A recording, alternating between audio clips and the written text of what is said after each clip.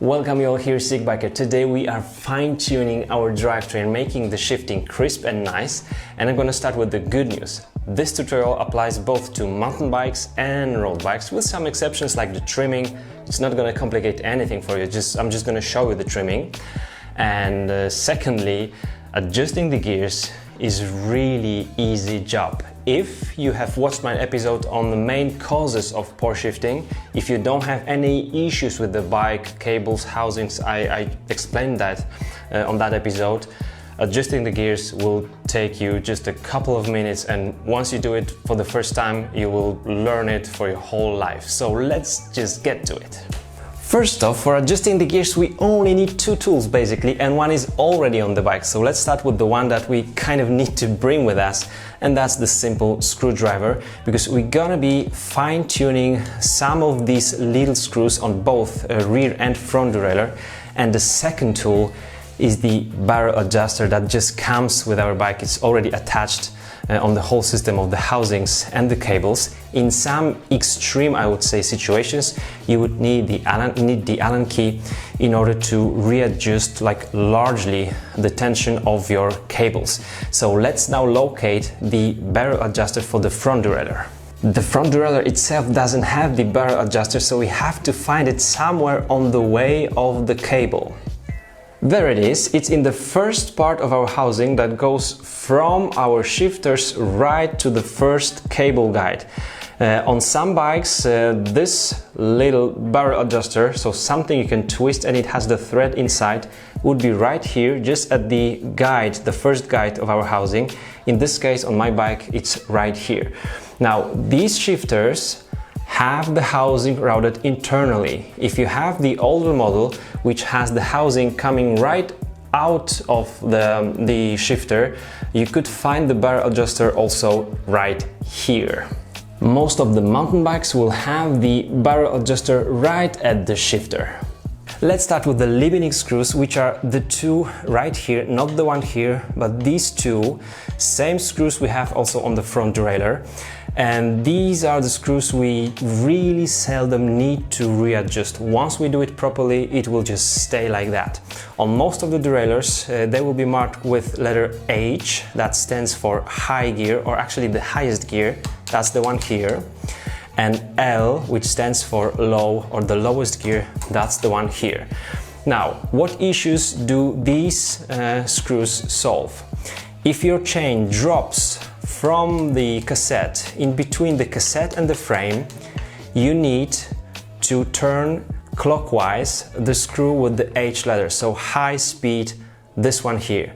When I turn it clockwise, you will see my derailleur adjusting, going inwards. That means we're not gonna allow the chain to go too far off the cassette.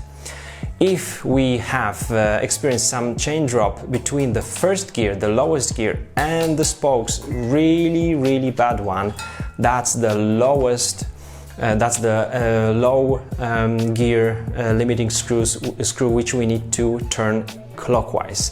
Now, if we have difficulties even shifting into either the first or the last gear, that might be also that these limiting screws are too far in, so then we need to unbolt those just a little bit. But remember also that sometimes it will be the cable tension that will not allow you to shift from the, let's say, 10th into 11th gear. So you need to know that both the cable tension and the limiting screw could cause some problem. If you have any problems from the second to the second last gear here through the cassette, the limiting screws don't have anything to do with it. Here are the limiting screws for the front derailleur, and I'm going to explain to you shortly how to adjust these two.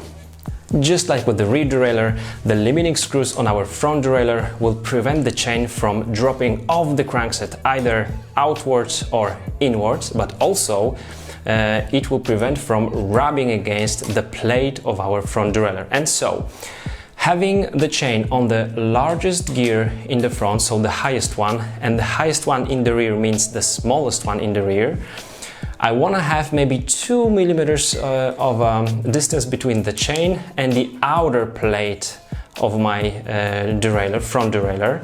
And then if I shift to the smallest gear in the front and the largest gear in the rear, I want to have maybe 2 millimeters of a distance between the inner plate of my derailleur and the chain. One thing to remember here is that the tension of the cable will also have impact on the travel of our front derailleur. So we have to make sure that the derailleur stops on our limiting screws, not only on the tension on the cable that is under tension.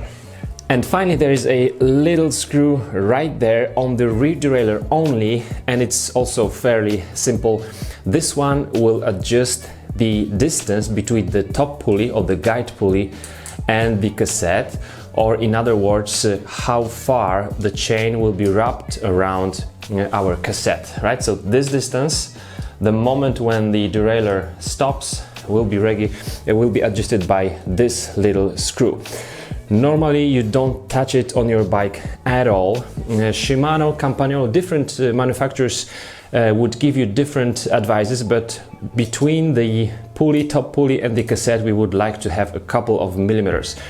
I would say the more flexi chain you've got, the smaller distance you want to have. But if the top pulley is too close to the cassette, you will also feel that changing the gear from the first to the second, or from the lowest up to the higher, is kind of harsh. So as long as everything between first and second gear is okay, this distance is just fine. Now let's get to the fun part. I just readjusted my derailleurs so that they don't work properly, and you just need 2 minutes to learn how it works. Let's try to find the issue and solve it. First off, the drivetrain being loud. You can hear this click, click, click, click on our chain. That means it doesn't sit properly on the sprocket. It wants to change the position. We go up the cassette. I just clicked 1 on my shifter, it went 2. So the downshifting to the lower gears is way too quick. Let's try to upshift back to the highest gear. It isn't really quick.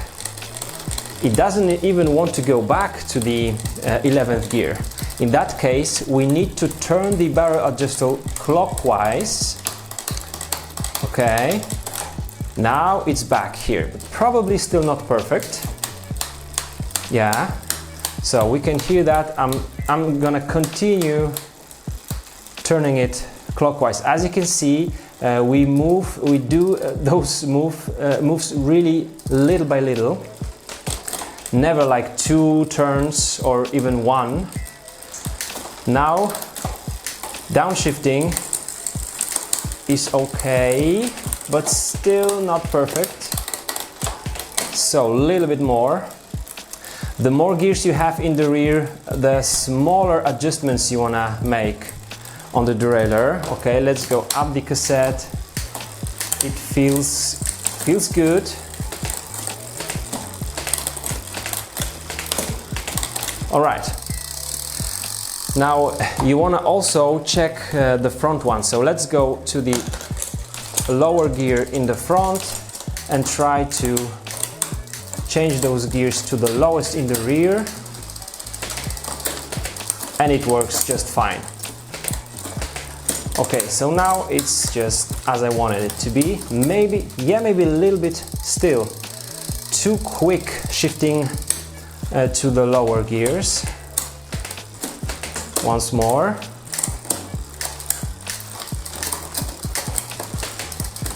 Maybe even more.